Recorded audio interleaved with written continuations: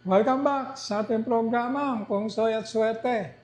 Ngayon, pakikita ko sa inyo yung kahilingan o request ng isa sa ating tagapanood patungkol sa kanyang napanaginipan. Wika nito, bigyan ko raw ito ng kahulugan. Kaya naman, ngayong araw na ito, bibigyan natin to ng kahulugan patungkol sa kanyang kahilingan. Ito ay patungkol doon sa panaginip niya na may kaugnayan sa isang pares ng tsinelas. Kwento niya sa atin, sa panaginip to, kwento niya sa atin, pumasok raw siya sa isang lugar at nung iniwan niya yung kanyang slippers. Pero nung bumalik siya, wala na yung kapares ng kanyang tsinelas. Kaya ang tanong niya sa atin, ano daw ba ang kahulugan ng kanyang panaginip na yon? At sana bigyan natin ito ng pansin.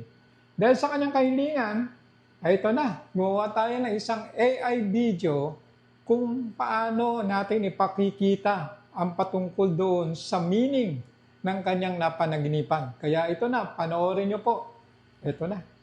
Nakapanaginip na ba kayo ng tulad nito? Panoorin nyo ito!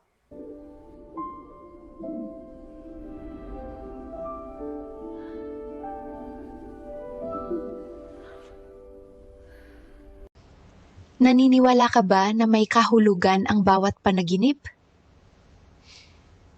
Sa totoo, naniniwala ko dyan. Mas maganda tanong mo kay Jalir Jayla. Kaya niyang bigyan ng kahulugan yun. Marami na akong narinig na sinabi ni Master Jalir tungkol sa kahulugan ng panaginip. Ayon kay Master, tungkol sa sagot niya dun sa panaginip ng isa sa tagapanood niya, ito ay napanaginipan ni Mrs. Pearl. Sabi niya ay, "Good morning po, Master.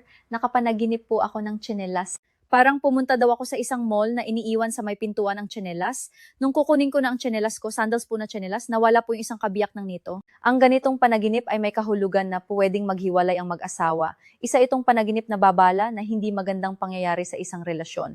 Pinapayo ni Master Jalir na kapag may problema ang mag-asawa, agad na ayusin upang hindi maganap ang bad omen sa panaginip na yon." Where did they go? Kayo, naranasan nyo na ba ito? Kung meron kayong katanungan tungkol sa panaginip, kung ito ba ay sign o babala, mag-comment sa video na ito. Huwag na rin kalimutan na i-like, follow at mag-share ng pungsoy videos ni Master Jaila. Bye!